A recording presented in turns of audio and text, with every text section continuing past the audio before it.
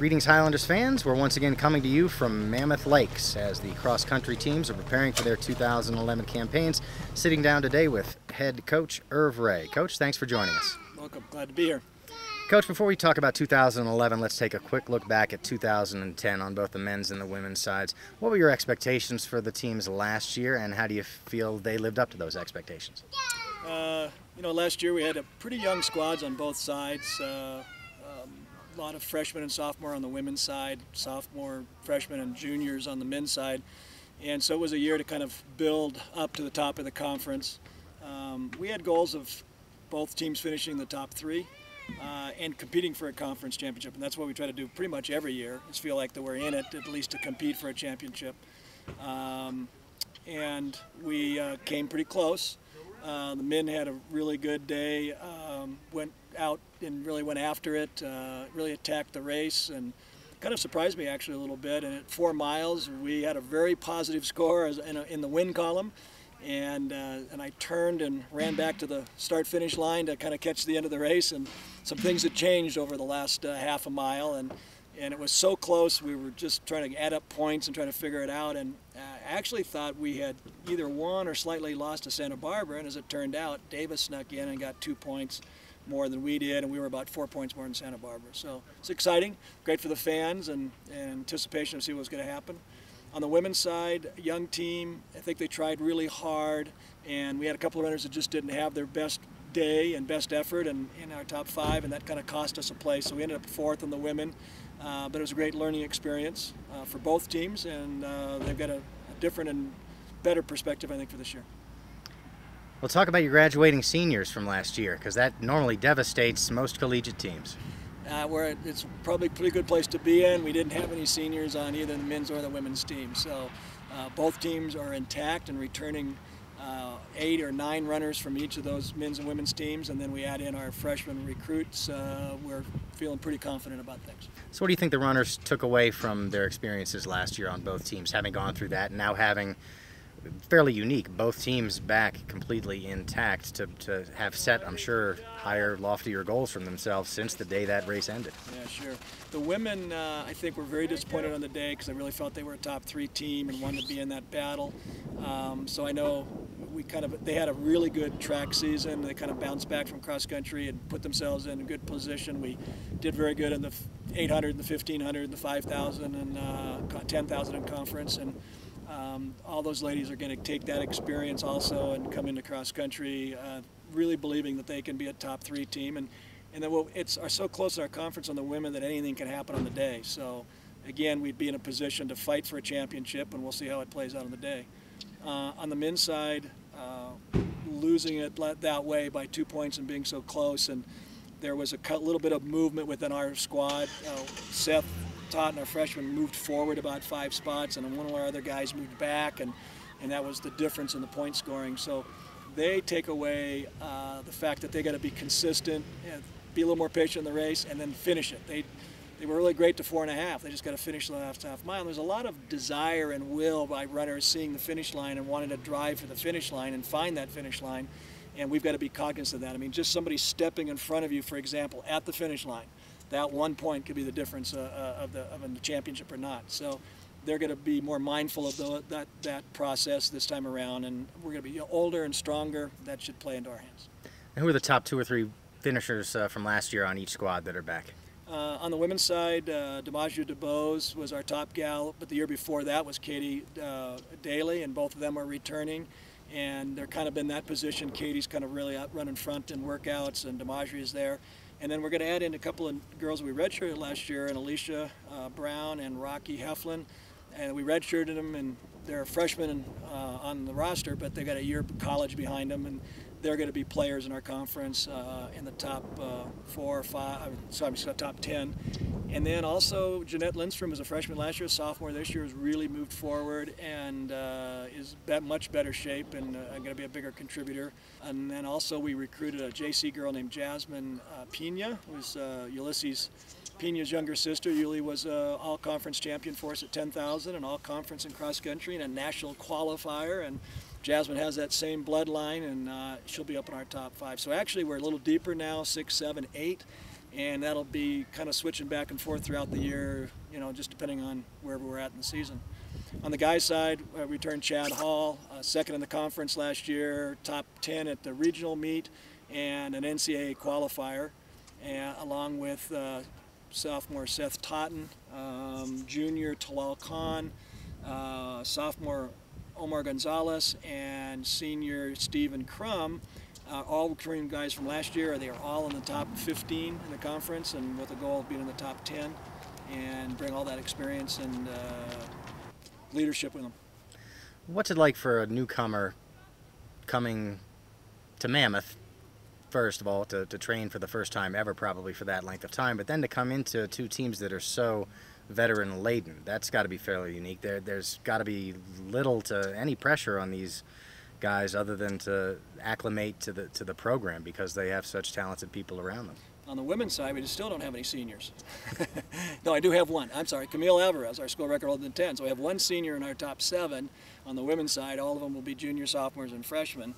And then on the men's side, I have 2 seniors, and Stephen Crum and Chad Hall.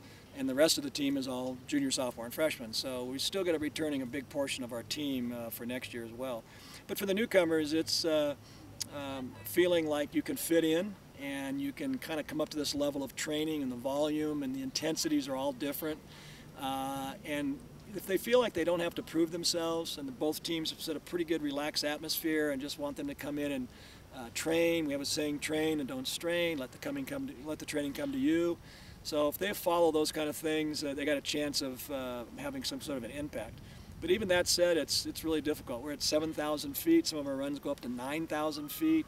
A lot less oxygen, much more demand on the body. They're younger, the other guys are older and more experienced, been through this. So they've got to sift through all of that, and it's a learning experience and part of being the newcomer and the freshman. Well, talk a little bit, if you would, about, once again, the purpose for coming to Mammoth, training at elevation, what that does for an athlete throughout the course of the rest of the season, because the benefits aren't just in the training while we're here. Yeah, absolutely. We spend almost 3.5 weeks. I think we're up here 23 days. The optimum training at altitude for our elite Olympic athletes is anywhere from 15 to 30, so we're right in that range. And in that time we're here, every athlete will build 3 million new blood cells, minimally. Some people might even be up to 4 million.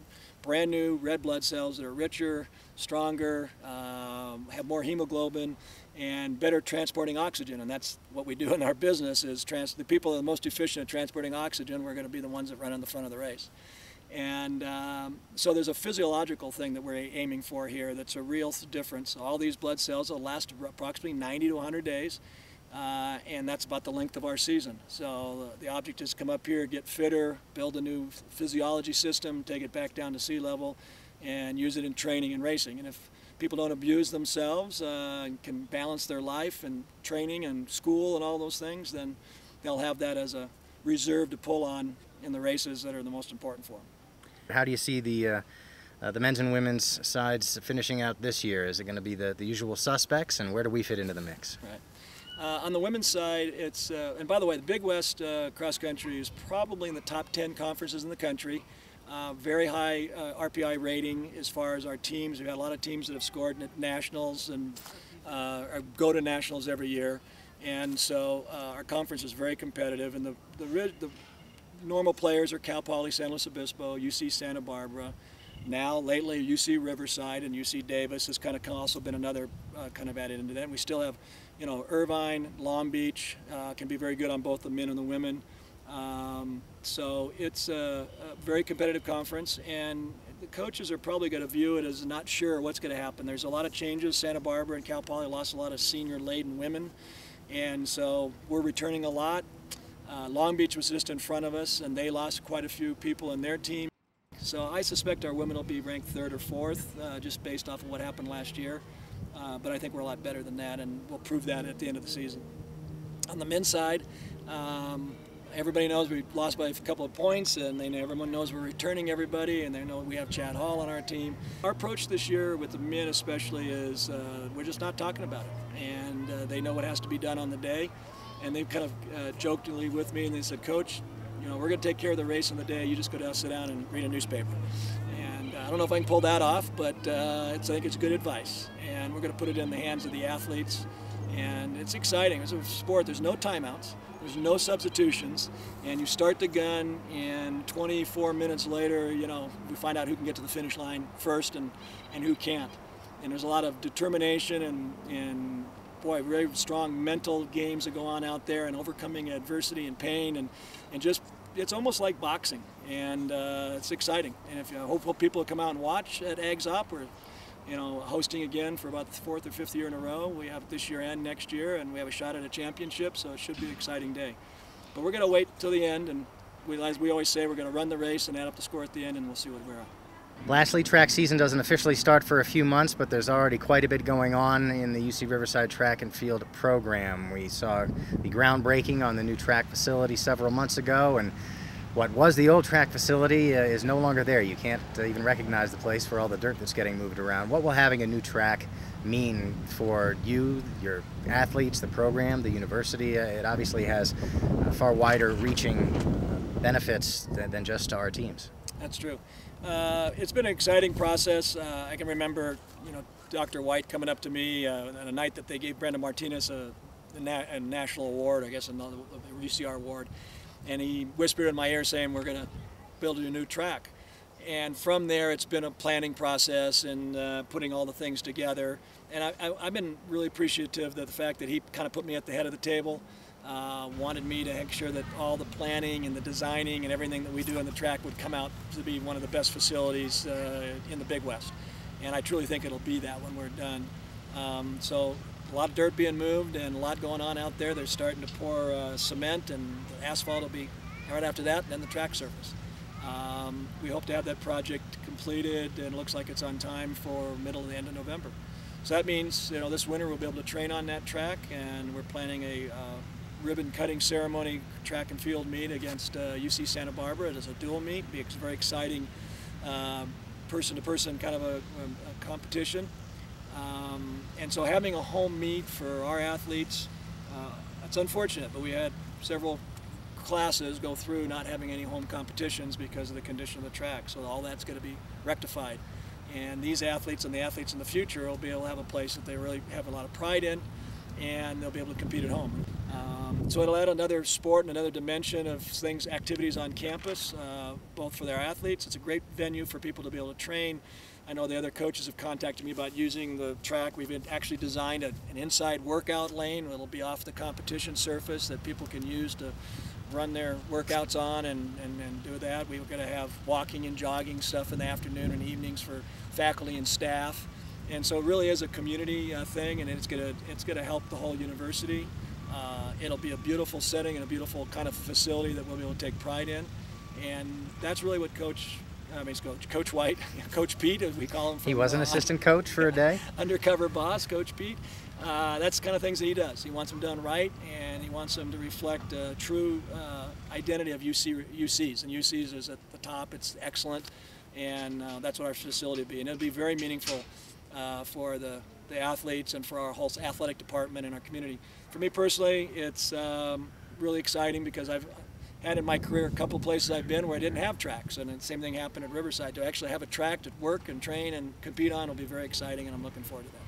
Well, Coach, thanks so much for your time and letting us come up here and join you in Mammoth for a few days. Good luck in Nevada when you get your season started here in a week or two, and good luck throughout the season. We look forward to seeing you guys hoisting some championship hardware come the end of the year. You bet. As we always say, go Highlanders.